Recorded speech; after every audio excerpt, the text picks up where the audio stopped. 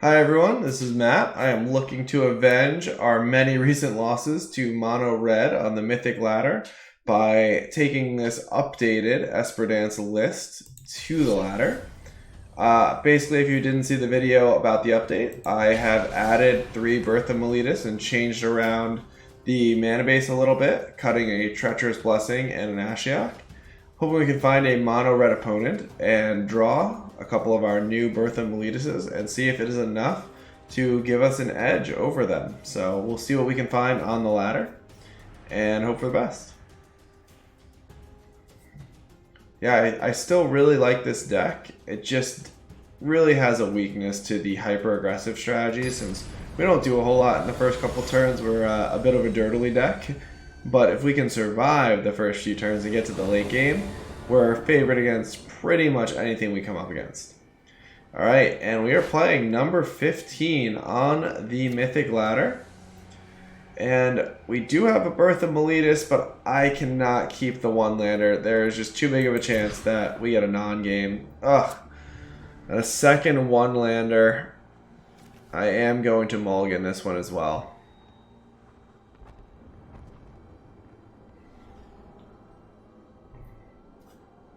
So it looks like they're deciding if they want to take a second mulligan. They keep, but we'll mull. Alright, this is much better. And Elspeth Conquers Death is too far away for us to think about. I also think we don't need the Watery Grave here. And we'll go from there. Alright, and we found a mono red opponent. So let's see how we do against them. We'll scry on our first turn. Teferi is not really what we're looking for against mono red.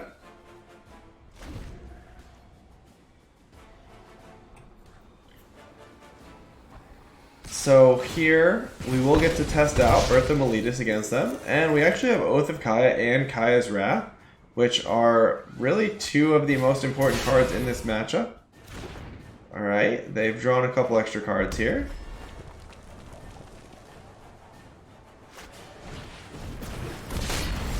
They're just playing right into our trap. We're setting them up for a huge Kaya's Wrath. They don't even know it.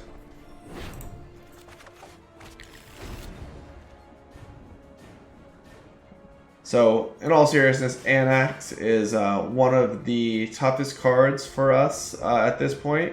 Even if we clear the board, if they have enough devotion, they get a ton of 1/1s after the Wrath. So most likely, alright, there is the Anax. We can Oath of Kaya it, so we'll hopefully just be down to a board of 1/1s that we can wipe away on the following turn with Oath of Kaya. Having the 0-4 wall, I'm hoping, will also help us stabilize. That's why I brought in all these Birth of Meletus in the new version of the deck.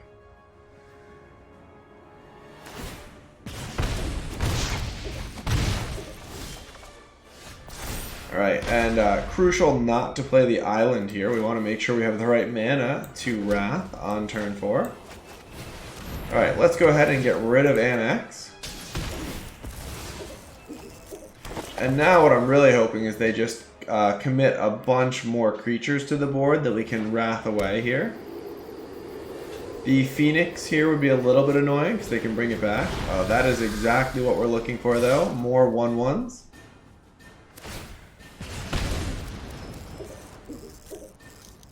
And I'm sensing there may be an Embercleave coming. There it is.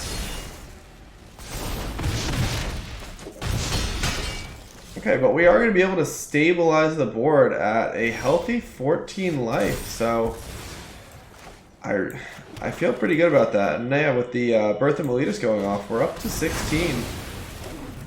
At this point, we need to find our own action, so we're going to be looking for our Doom Foretold. But this feels like a pretty good start against the mono red deck. So they are going to be able to equip up the Embercleave to the Rimrock Knight, which puts a pretty quick clock on us. Let's start out with Omen of the Sea here.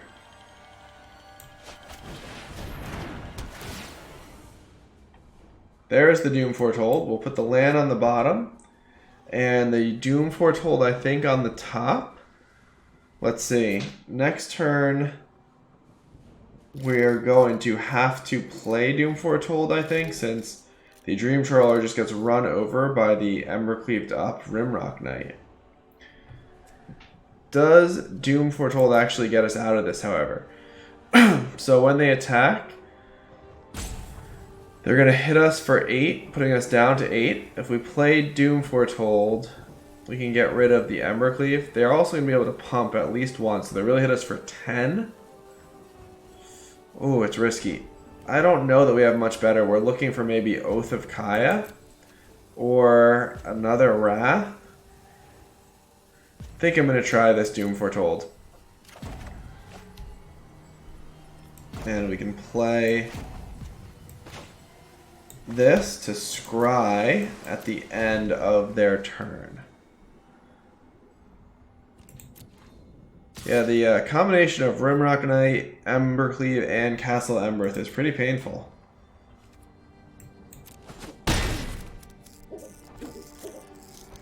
I guess I'm excited that they did not pump there. I don't know what else that means they're about to commit to the board, though.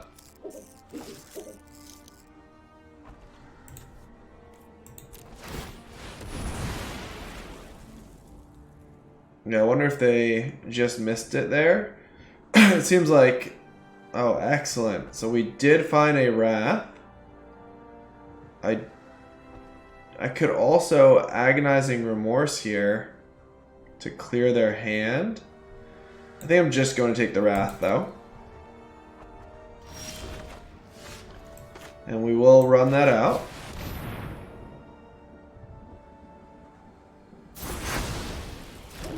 So now we're just hoping that they don't have a hasty threat. And if it's just a 1/1 threat, then we can actually block with the Dream Trawler. Alright.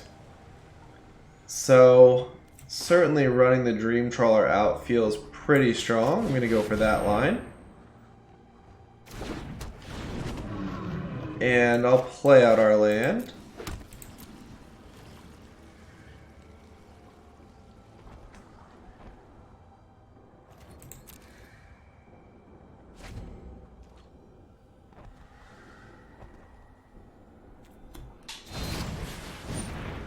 Okay, so we are getting stomped, and they'll play the Bone Crusher Giant.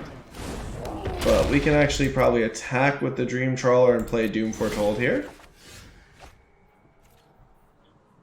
So let's go ahead and attack.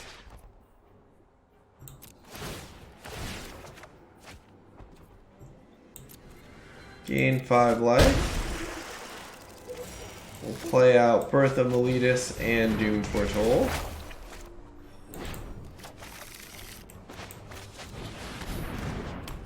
And the land that they know about. So here they either have to go with the Embercleave or the creature. If they have another Embercleave, that is pretty scary. In that case, I think we survive at 1 though. Hopefully they don't have Embercleave plus Shock.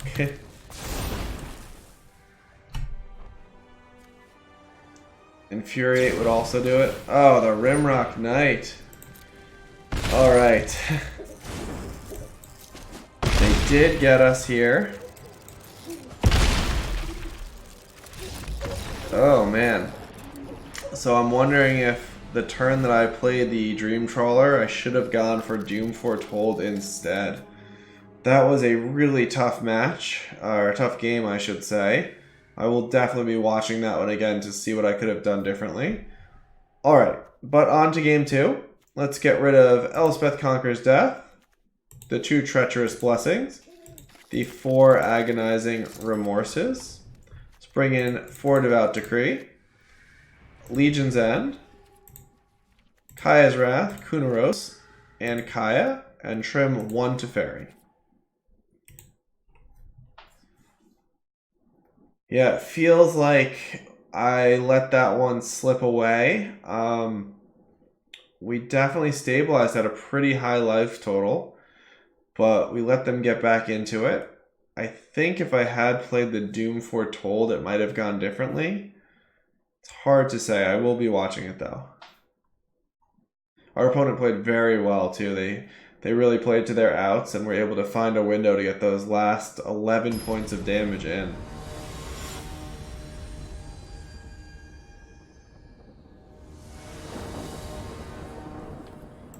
Okay.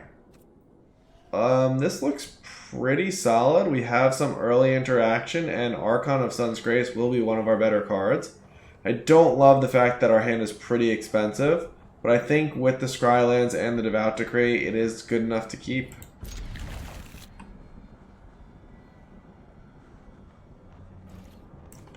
We'll start off with that one. And I don't want to Fairy here.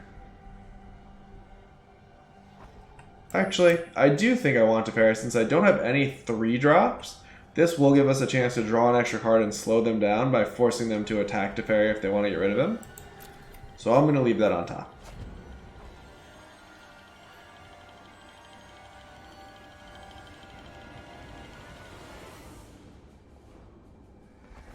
Alright, so here's hoping they don't have a super explosive start.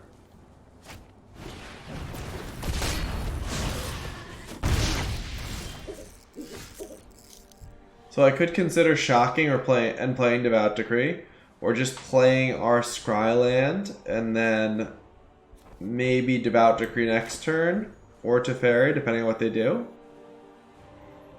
I think I'm going to save the 2 life here. Oath of Kaya is excellent, so we'll leave that on top. And ideally I want to use Devout Decree on a more impactful creature, one that would need to be exiled, like for example Anax or the Phoenix.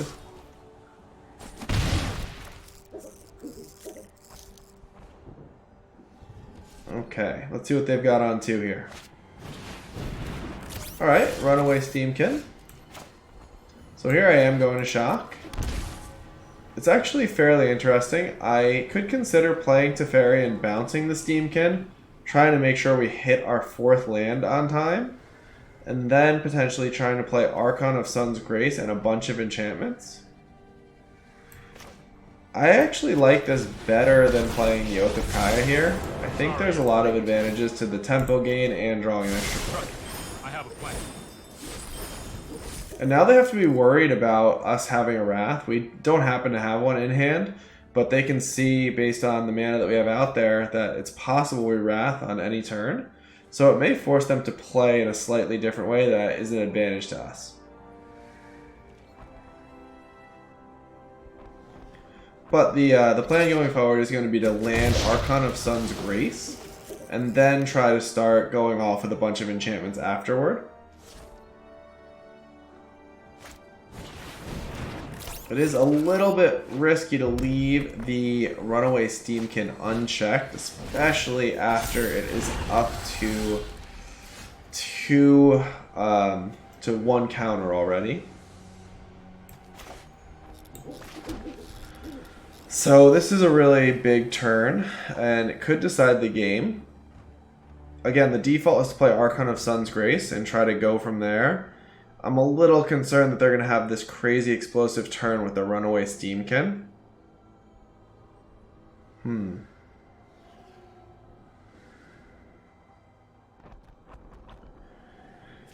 am going to go for this, however. It does feel like it gives us the best chance of winning. The other consideration of why I would do this over just killing the Runaway Steamkin is next turn, we can both Oath of Kaya and Devout Decree.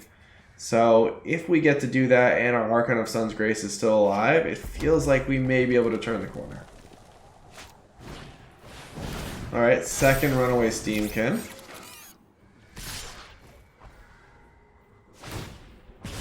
And attacking with everybody. So they cannot Embercleave here.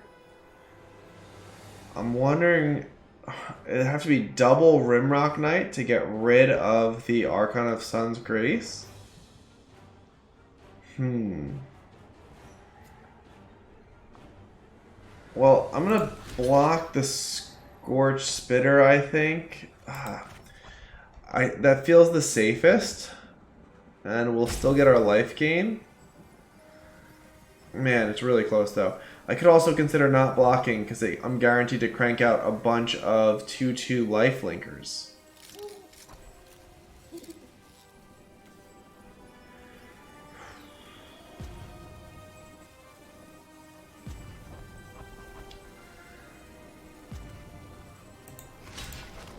Alright, let's see.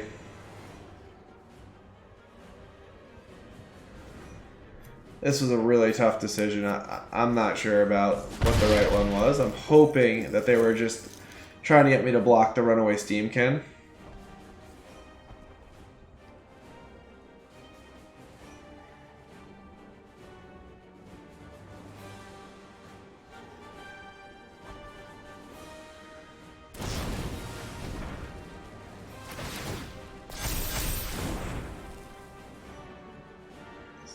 So that seems like a mistake because that creature already hit me. Not sure.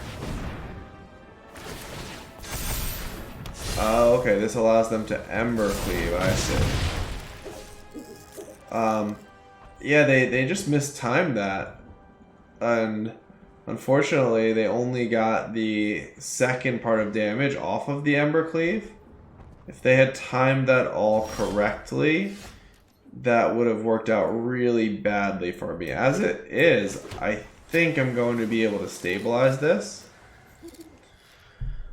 So I'm looking at Oath of Kaya on the 3/3. Actually, it's much safer to Oath of Kaya the 2/2 and Devout Decree the 3/3. So let's go ahead and do that.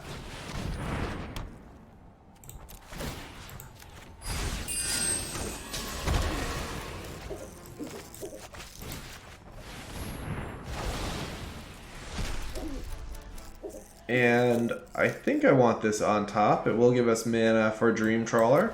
I can Doom Foretold next turn playing that tapped and then Dream Trawler. And certainly I'm going to start attacking with my life-linking Archon.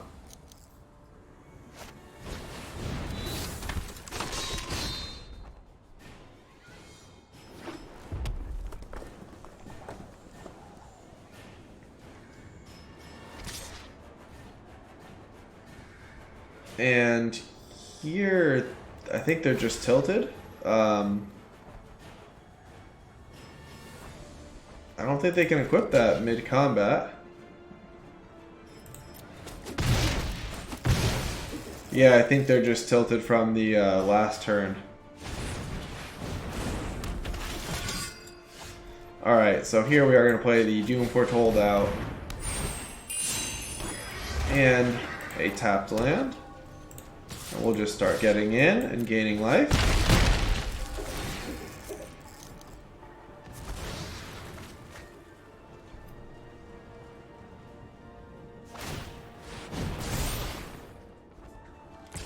Yeah, I'm not sure how everything would have worked out if they had been able to make the play they wanted to on the Embercleave turn. But as it is, it's going to be very, very hard for them to find a way to win this game. Go ahead and start actually with Omen of the Sea. And we'll take the Oath of Kaya.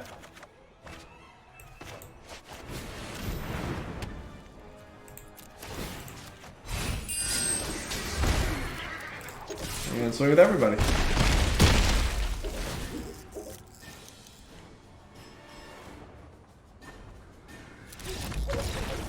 Okay, so on to game 3. We will be on the draw, which makes it considerably tougher. I don't know that there's any... Actually, I take that back. On the draw, I like at least one Dovin's Veto instead of a Teferi to stop exactly Embercleave. It'll also allow us potentially to pick off some of their adventure creatures, like the Bone Crusher Giant. Everything else, though, seems good, so let's run it and hope for the best.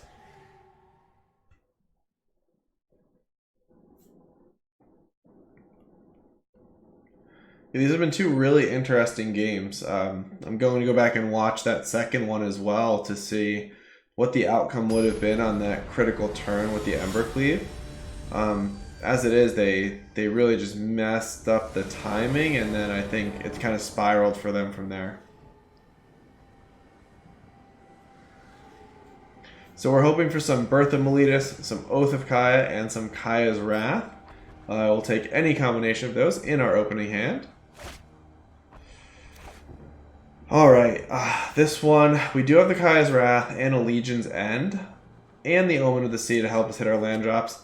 This is definitely not the top end of our openers against Mono Red, but I think it's just good enough to keep. I am going to keep it. It's really kind of borderline.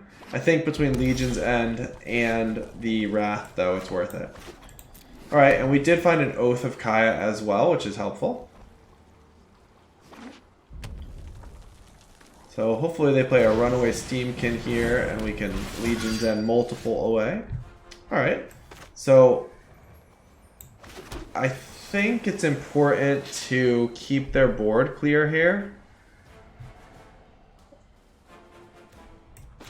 Let's do that and find out what they have in hand.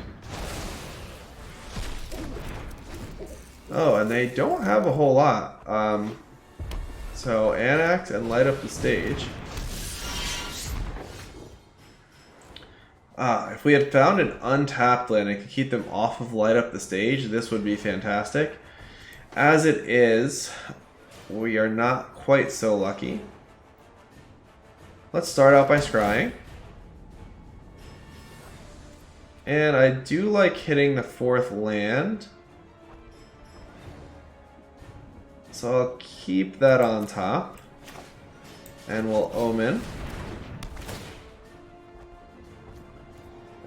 And actually, let's just reorder though. It doesn't really matter since we're going to draw both of them. Do we want the 5th land?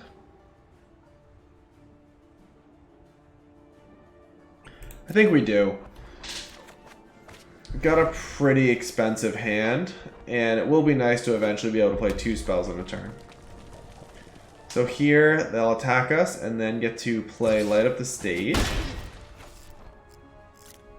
We can't Wrath next turn,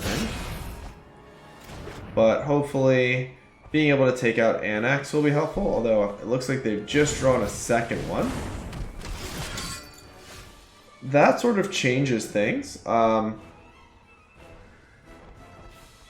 wonder if it's still the right play to take it out. We could also just play Doom Foretold and have them start sacrificing things.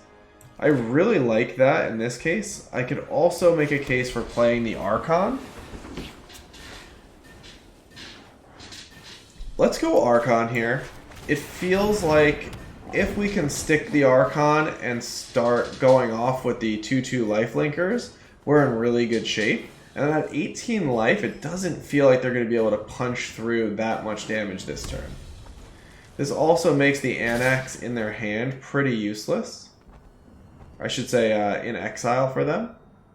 So we don't know any of their other cards currently. I feel like it is too risky to block the Rimrock Knight here. I'm going to let through all of this damage. And if they Ember Cleave, we're still not dead.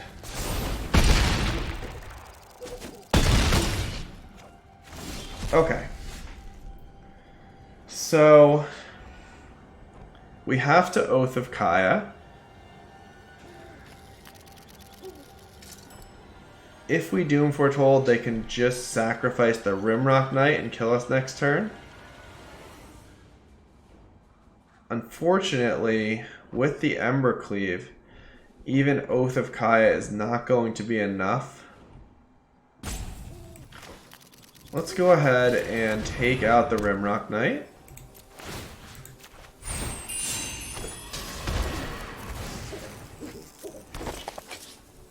And we'll play this tapped.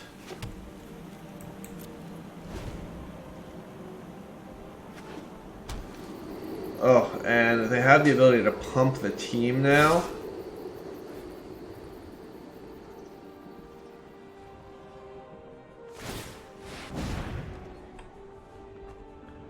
Yeah, unfortunately, I don't think there's any way to soak up enough damage here. I want to double block here, but that still leaves us dead.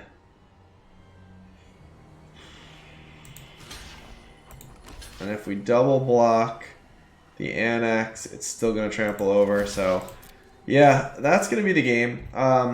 It was a close one against Mono Red here. I definitely need to check out that first game. But I do feel like we significantly improved our chances. And I hope to continue to play some Mono Red opponents and see how it continues to play out. So, if you enjoyed the video, please consider liking or subscribing below. And I'll see you next time. Thanks. Bye.